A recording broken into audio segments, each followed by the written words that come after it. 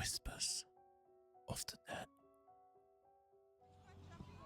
Mara had always loved walking through the flea markets on the weekend, shifting through the remnants of forgotten lives, trinkets, old books, and the odd gadget filled her apartment, each carrying a whisper of its previous owner's existence.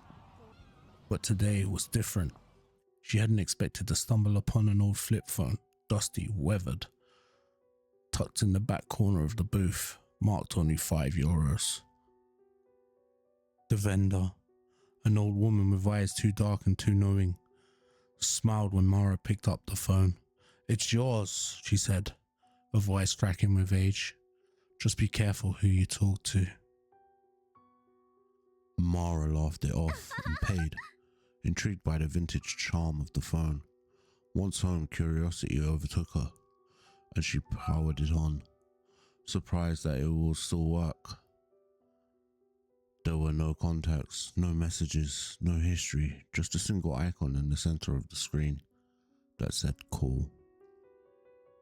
She pressed it, expecting nothing. The ringing stopped abruptly. "Hello?" a weak voice whispered. It was a man's voice, trembling, gasping. Who is this? My name's Mara. Who are you?" she asked, the odd chill creeping up her spine. I don't know," he replied, panic growing in his tone. I don't know where I am. There's so much blood. He's here. I need to get out. Then the call cut out. Mara stared at the phone, heart pounding. It must have been some prank or a bad connection, but something in that voice had felt real, too real.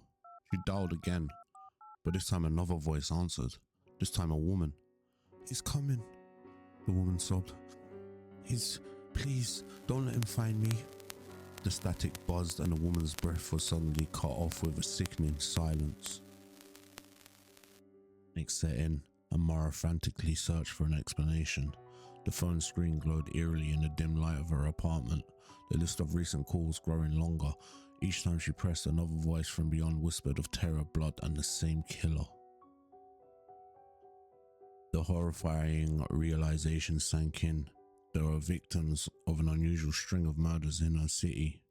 Victims that had never been found, never had justice, and then the phone rang on its own. With shaking hands, she answered. "They know you now," a deep voice growled. "I'm coming for you next."